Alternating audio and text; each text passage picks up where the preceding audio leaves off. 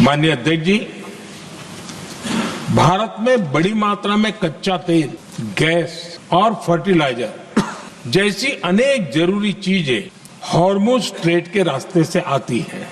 युद्ध के बाद से ही हॉर्मुज स्ट्रेट में जहाजों का आना जाना बहुत चुनौतीपूर्ण हो गया है। बावजूद इसके हमारी सरकार का ये प्रयास रहा है कि पेट्रोल, डीजल और गैस की सप्लाई बहुत ज्यादा प्रभावित न हो, देश के सामान्य परिवारों को परेशानी भी कम से कम हो, इस पर हमारा फोकस रहा है। हम सभी जानते हैं, देश अपनी जरूरत की 60% एलपीजी आयात करता है। इसकी सप्लाई में अनिश्चितता के कारण सरकार ने एलपीजी के डोमेस्टिक उपयोग को प्राथमिकता दी है। साथ ही एलपीजी के देश में ही उत्पादन को भी बढ़ाया जा रहा। पेट्रोल, डीजल की सप्लाई पूरे देश में सुचारू रूप से होती रहे, इस पर भी लगातार काम किया गया है। अध्यक्ष जी, आज की इन परिस्थितियों में एनर्जी सिक्योरिटी को लेकर बीते एक दशक में उठाए गए कदम और भी प्रासंगिक हो गए हैं।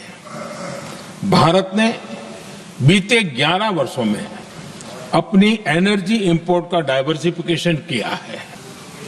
पहले क्रूड ऑयल, एलएनजी, एलपीजी ऐसी एनर्जी जरूरतों के लिए 27 देशों से इंपोर्ट किया जाता था। वहीं आज भारत 41 देशों से एनर्जी इंपोर्ट करता है। अध्यक्ष जी, बीते दशक में भारत ने संकट के ऐसे ही समय के लिए कच्चे तेल के भंडारण को भी प्राथमिकता दी है। आज भारत के पास 53 लाख मीट्रिक टन से अधिक का स्ट्रेटेजिक पेट्रोलियम रिजर्व है और 65 लाख मीट्रिक टन से अधिक के रिजर्व की व्यवस्था पर देश काम कर रहा है। हमारी तेल कंपनियों के पास जो रिजर्व रहता है वो अलग है। बीते 11 वर्षों में हमारी रिफाइनिंग कैपेसिटी में भी उल्लेखनीय वृद्धि हुई है। अध्यक्ष जी, सरकार अलग अलग देशों के सप्लायर्स के साथ भी लगातार संपर्क में है।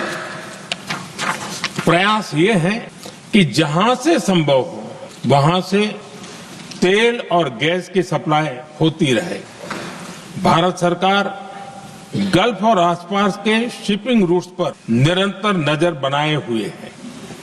हमारा प्रयास है कि तेल हो, गैस हो, फर्टिलाइजर हो, ऐसे हर जरूरी सामान से जुड़े जहाज भारत तक सुरक्षित पहुंचे। हम अपने सभी वैश्विक सहयोगियों के साथ निरंतर संवाद कर रहे हैं ताकि हमारे मैरीटाइम कॉरिडोर सुरक्षित रहे। ऐसे प्रयासों के कारण बीते दिनों हॉर्मुज स्ट्रेट में फंसे हमारे कई जहाज भारत आए भी हैं। अध्यक्ष जी, संकट के इस समय में देश की एक और तैयारी भी बहुत काम आ रही है। पिछले 10-11 साल में इथेनॉल के उत्पादन और उसकी ब्लेंडिंग पर अभूतपूर्व काम हुआ है। एक दशक पहले तक देश में सिर्फ 1-1.5% इथेनॉल ब्लेंडिंग कैपेसिटी थी। आज हम पेट्रोल में 20% इथेनॉल ब्लेंडिंग के करीब पहुंच रहे हैं। इसके कारण प्रति वर्ष करीब 4.5 करोड़ बैरल कम ऑयल इंपोर्ट करना पड़ रहा है। ऐसे ही रेलवे के बिजलीकरण से भी बहुत बड़ा फायदा हो रहा है। अगर रेलवे का इतना बिजलीकरण न होता तो हर साल करीब 180 करोड़ लीटर डीजल अतिरिक्त लगता। ऐसे ही हमने मेट्रो का नेटवर्क बढ़ाया है। 2014 में जहां देश में मेट्रो नेटवर्क 250 किलोमीटर से भी कम था, आज ये बढ़कर करीब 1100 किलोमीटर हो गया है। हमने इलेक्ट्रिक मोबिलिटी पर बहुत अधिक बल दिया। केंद्र सरकार ने राज्यों को 15,000 इलेक्ट्रिक बसें चलाने के लिए दी हैं। आज जिस स्केल पर वैकल्पिक ईंधन पर काम हो रहा है, उससे भारत का भविष्य और सुरक्षित होगा।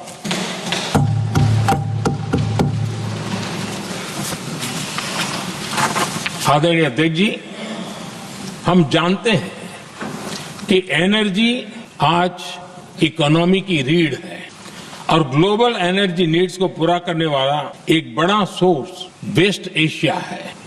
स्वाभाविक है कि दुनिया भर की अर्थव्यवस्था वर्तमान संकट से प्रभावित हो रही है और भारत पर इसका कम से कम दुष्प्रभाव हो, इसके लिए निरंतर प्रयास किए जा रहे हैं। सरकार इसके शॉर्ट टर्म, मीडियम टर्म और लॉन्ग टर्म ऐसे हर असर के लिए एक रणनीति के साथ काम कर रही है।